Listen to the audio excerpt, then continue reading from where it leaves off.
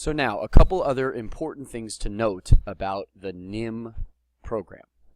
So, there are three things that we need to discuss. An abstraction, an algorithm, and mathematical and logical concepts.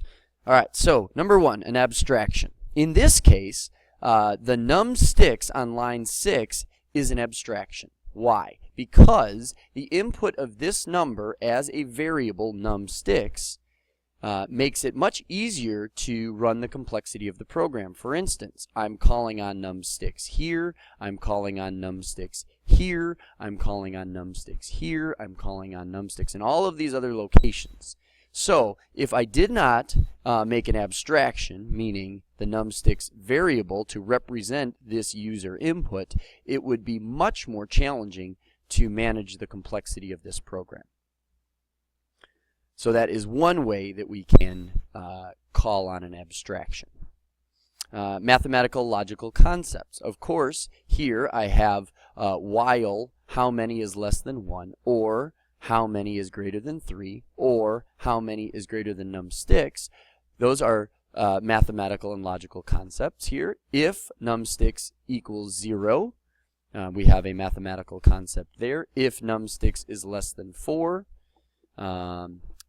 if num_6 equals 0, while num_6 is greater than 0, num_6 greater than 0. Of course, these are all mathematical and logical concepts that we can discuss.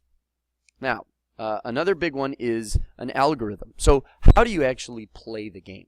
Well, there is an algorithm right here starting on line 32 for how to play the game. So how do you play the game? Well, if the number of 6 is greater than 0, while the number of 6 is greater than 0, then it's the player's turn. After the player goes, if the number of 6 is greater than 0, then it's the computer's turn.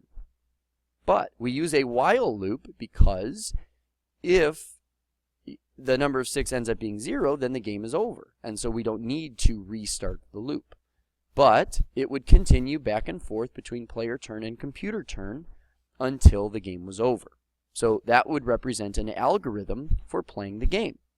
However, there are additional algorithms within the algorithm to play the game. So for instance, how does a player turn work? Or how does a computer turn work? Each of these are their own algorithms for what happens during a player's turn or what happens during a computer turn. Also, each of those player turn and computer turn could be considered an abstraction where we are using all of these instructions for how a player turn works in order to manage the complexity of actually playing the game.